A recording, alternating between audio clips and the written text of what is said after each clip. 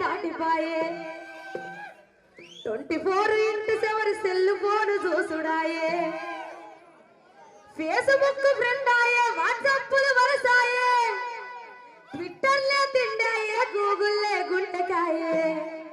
మనసు వాయే మల్లిగానిది